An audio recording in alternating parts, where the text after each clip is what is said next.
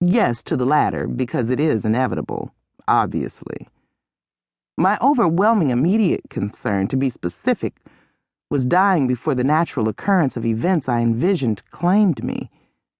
Old age, after having lived an amazing life as a media guru, traveling the world with my debonair, uber-amazing husband, jetting between our homes in Manhattan, Paris, and Lake Como, while raising a beautiful family of 2, potentially being the bane of my daughter's existence because that is often the way of mothers and daughters, the apple and aspiration of my son's eye because that too is the way of things, and becoming the coolest grandmother ever.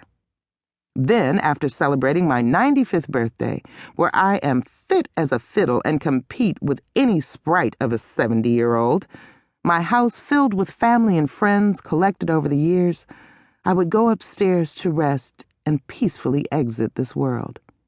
Nowhere in this vision does it say that I'm to contract a fatal, painful illness and die alone without even the most basic of comforts and support. I don't even have pets. Maybe I should get a cat. Hate cats. Hateful animals they are. Around 4:43 a.m., after the umpteenth infomercial designated to help me zap blemishes, lose belly fat, and tone my thighs, am I the only one who finds the Thigh Master unsettling? I just couldn't take it anymore. Having left the solitude of my bed long before and repositioned myself in the living room on the sofa, I needed answers. Mommy, you up? Yes. Why are you, Julesy? Insomnia again? Cora asked, without much regard, because my non-sleeping bouts by this time have become sort of legendary for their duration and frequency.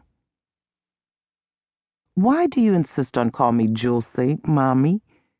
You know my name is Jules. Well, when I pushed you out of my body and signed the birth certificate, it was Julesy Isabel Sinclair. I don't know why you choose to keep forgetting that little fact. Well, if you would have asked me first, I would have told you that I prefer Jules. Really? And I was to wait how long for this personal identification preference, Julesy? A few months on the hopes that miraculously your first words would be something other than mama or dada? Or maybe, just maybe, I could have waited a couple of years. In the interim, I would call you, hey you, or the only fruit to have come from my womb when strangers asked. Mom. No, seriously, you're right. Of course you are. I've only been in this world slightly longer than you.